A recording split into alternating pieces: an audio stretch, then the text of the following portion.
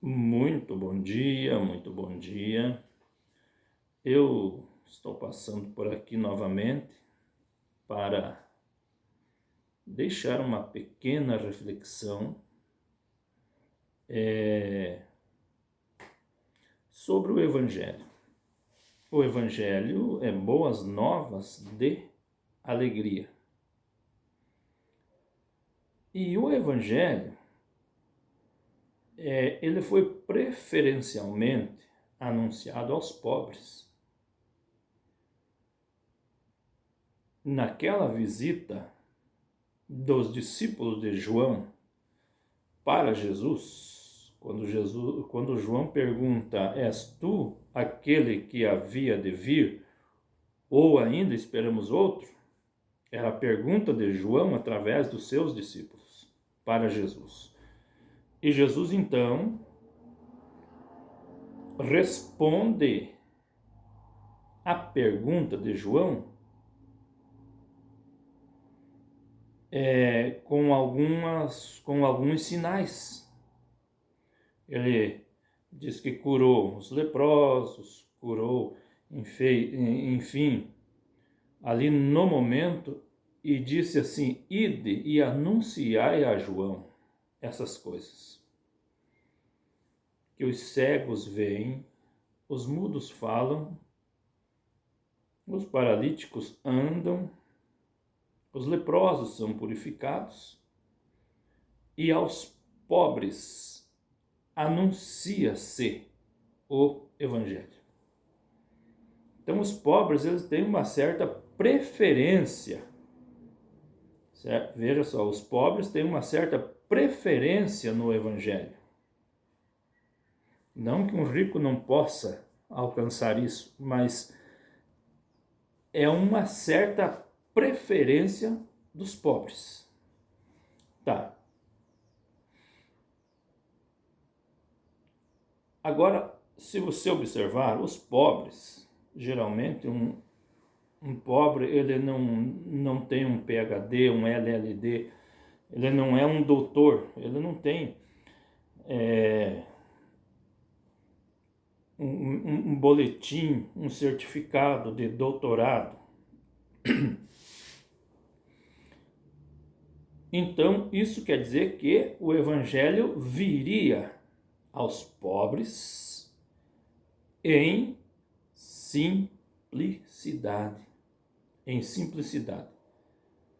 Até aproveitando, olha lá atrás, ó, minha chaleira, minha panela. Aqui, ó, virei o celular aqui para cá, cheguei agora, virei aqui e deu para pegar lá atrás parte do fogão a gás. É simples, a coisa é simples, não precisa montar cenário não, porque não é o cenário que tem que aparecer, o que tem que aparecer é a palavra, é a verdade, é aquilo que te liberta, é o que tem que aparecer. Bom, se você quiser dar crédito,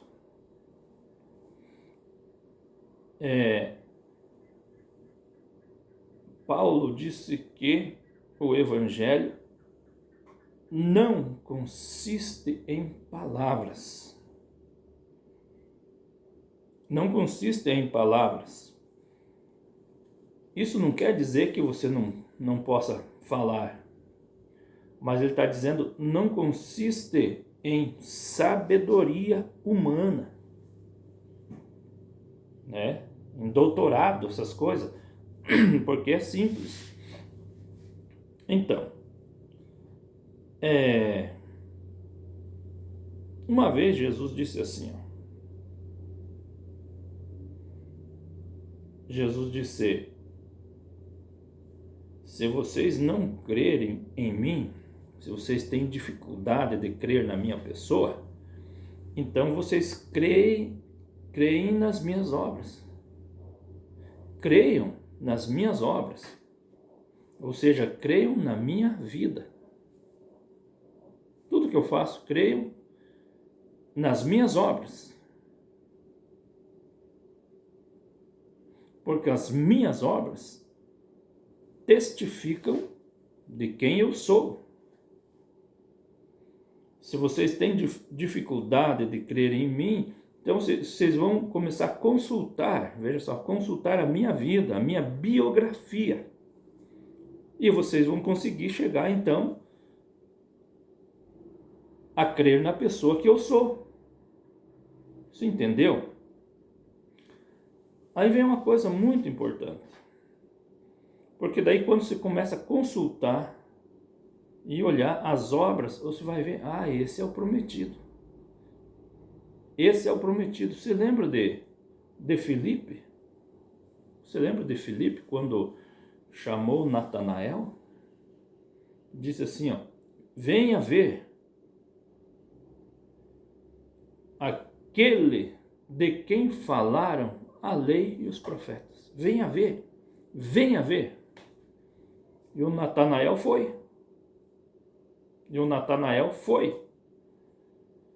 E quando ele estava assistindo à reunião, Jesus disse, eis aí um verdadeiro israelita, em quem não há dolo. E o Natanael disse, de onde tu me conheces, Senhor? Aí vem o quê? Vem a prova, gente. Sempre o que nós estamos batendo aqui na mesma tecla é o quê? É a prova. O sinal profético é a prova. De onde tu me conheces? E Jesus disse, quando Filipe foi te chamar para você vir na reunião, você estava debaixo da figueira e eu vi vocês conversando debaixo da figueira. Era exatamente no lugar onde ele estava quando Filipe foi convidá-lo para vir assistir à reunião de Jesus. Com isso, seu coração foi convencido de que aquele era um sinal messiânico. Era o sinal do Messias. Aí, a partir daí, ele não teve mais dificuldade de crer em Jesus. Certo? Então, quando nós estamos colocando pontos aqui, não é porque pela pessoa que William Branham foi. Não é a sua fisionomia. Não é essas coisas. É os sinais que tem que acompanhar um ministério profético. Gente, é simples. É os sinais que tem que acompanhar um ministério profético. Se os sinais não acompanham para vindicar este profeta, então vem a dúvida. Por que vem a dúvida? Gente, por que vem a dúvida? Aí vocês dizem, nos julgam como se nós somos incrédulos, como se nós somos os incrédulos que não queremos crer em William Branham. Assim vocês tiram o nosso direito de reivindicar os sinais. Agora eu pergunto, João Batista era incrédulo? Por que ele perguntou? És tu aquele que havia de vir? Ou esperamos outro? Tem uma dúvida aí ou não tem? Sim, tem uma dúvida. Mas Jesus não ridicularizou ele e nem chamou ele de incrédulo. Nem chamou ele de incrédulo. Poderia dizer assim, vai e diga para aquele incrédulo. Por acaso não foi ele que me batizou nas águas? Porque agora que ele está com essa incredulidade, vai e diga para esse incrédulo. Mas não foi isso. Jesus disse que não tinha de entre os homens um maior que João Batista. Você sabe o que ele falou de João Batista? Ele elevou João Batista. Mas João Batista estava com uma dúvida. Estava, mandou perguntar. E a resposta de Jesus é com sinais. Então, quando nós perguntamos, é Ilha Brana um profeta? Os defensores de Ilha Brana teriam que responder com o quê? Minha gente, quando falamos aqui, é Ilha Brana um profeta? Ou esperamos outro? Fazendo a mesma pergunta. Com que vocês teriam que nos responder? Ou responder qualquer um quando perguntasse isso? Teriam que responder com sinais. E é simples, muito simples. Só queremos o cumprimento das profecias que foram profetizadas. Só queremos o cumprimento. Mas, veja só, quando não existe condições, não tem condições de provas, aí vem o quê? Vem o nervosismo. A pessoa fica nervoso, ele não quer. Essas perguntas atacam eles. Nossas perguntas, nossas reivindicações atacam eles e eles ficam nervosos, quando não deveriam ficar nervosos. Se você defende um absoluto, você tem toda certeza, quando você tem convicção que você apostou exatamente no absoluto, sem sombra de dúvida, qual é o motivo de você ficar nervoso? Qual é o motivo de você ficar nervoso? Se você tem a convicção, meu amigo, você não deve ficar nervoso. Quando você fica nervoso com as perguntas, com os questionamentos, com as reivindicações, isso é um ponto fraco teu. É um ponto negativo, como se você pensasse, estão descobrindo.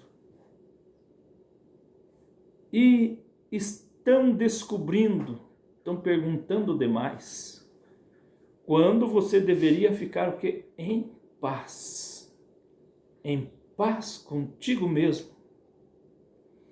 Com a verdadeira e absoluta certeza que não importa o que falem, o importante é a convicção. Mas quando você fica nervoso, quanto mais nervoso você fica, quanto mais você tenta, com palavras, com argumentos, tapar o sol com a peneira, argumentos colocando remendo novo em pano velho, quanto mais você faz isso, mais o barco afunda. Porque a tua convicção, a tua certeza de fé tem que produzir bonança, tem que produzir mansidão, bonança, alegria, satisfação, porque está escrito, quando vos perseguirem, veja bem, e mentindo, disserem todo mal contra vós, por minha causa, Jesus disse, exultai e alegrai-vos. Quando perseguirem injustamente, quando mentirem alguma coisa, teremos que... O que tem que ser produzido em nós? A essência de Cristo, que é mansidão. Mas quando nós falamos aqui que Ilha Brana Não foi um profeta verdadeiro, porque as suas profecias não se cumpriram. Então vem o quê? Vem o nervosismo para vocês. E vocês vão buscar em tudo quanto é lugar, em toda quanto é fonte, buscar argumentos para tapear isso, para nos enfrentar. É como aquela na guerra, né? Tem como é que é aquela barreira antimíssil. Então, quando nós falamos aqui, você já ativa a barreira antimíssil.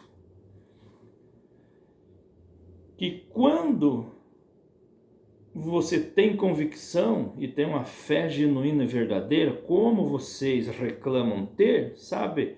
A barreira antimíssil não precisa você colocar. Ela teria que ser o quê? O estandarte da verdade. O estandarte, a bandeira. Lembra? Quando o inimigo vir como uma corrente de água, não diz isso lá? O Espírito Santo arvorará contra ele o quê? A sua bandeira.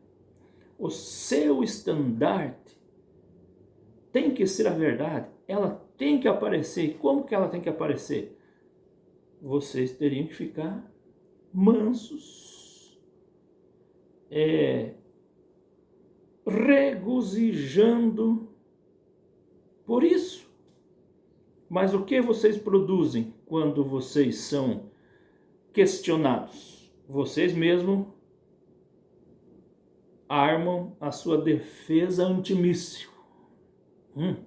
Vocês armam quando não viram os seus canhão para cá e detonam também. Isso mostra pontos negativos. Porque se eu tenho convicção, eu não preciso me preocupar. Não.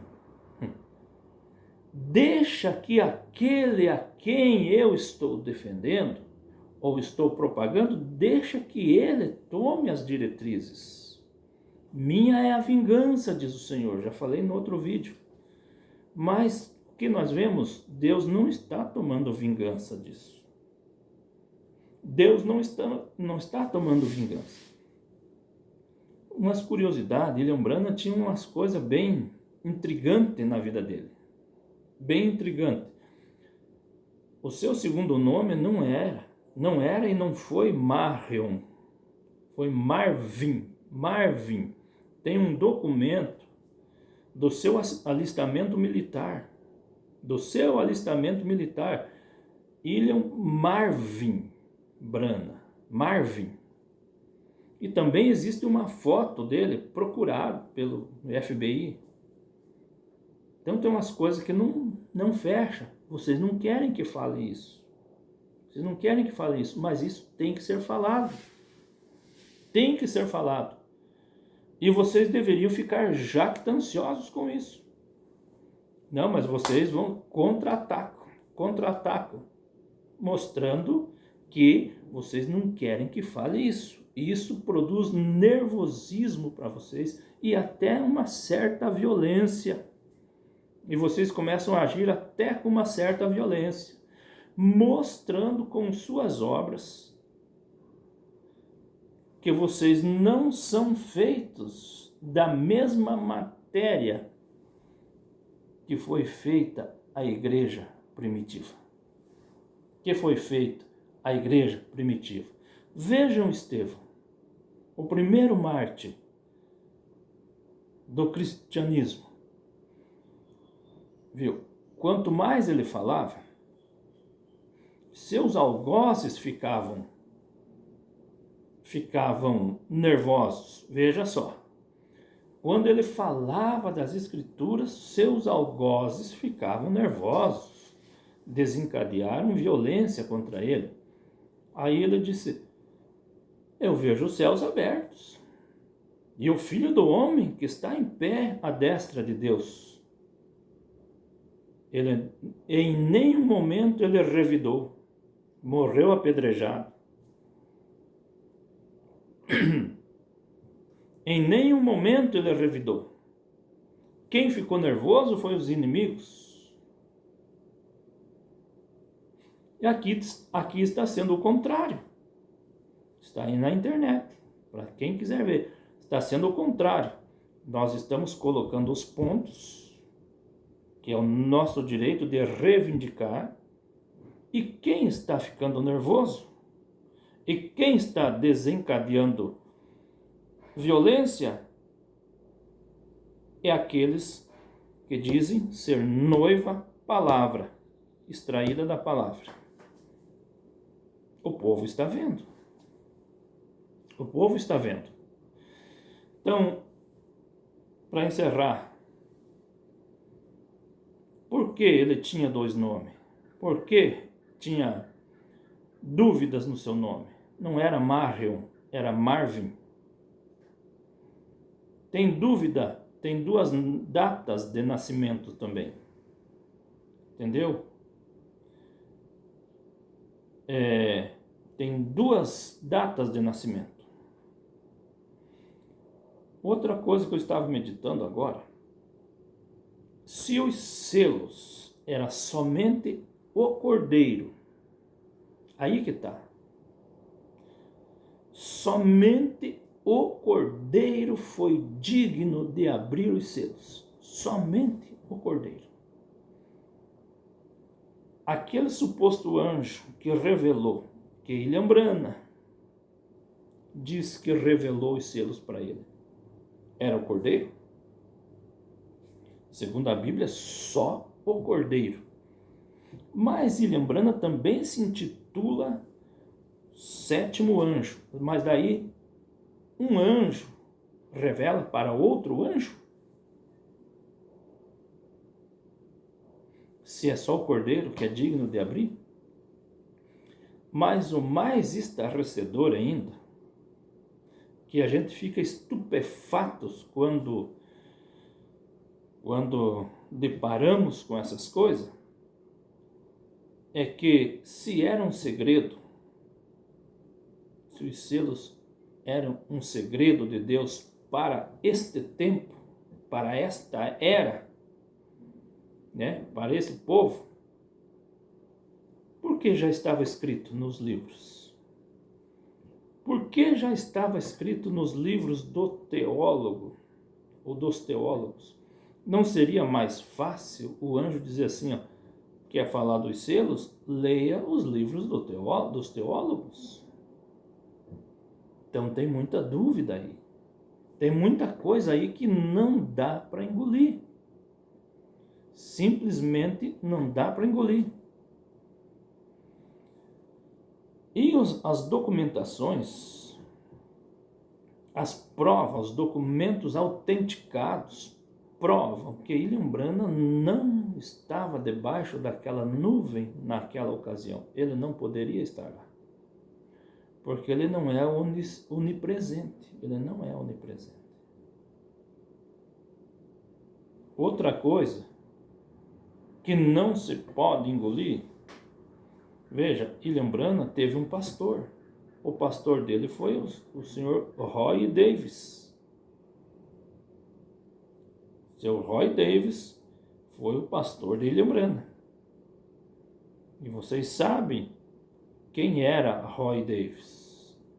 Com que ele estava envolvido? E William Branham sabia disso. E William Branham sabia disso. Então, eu penso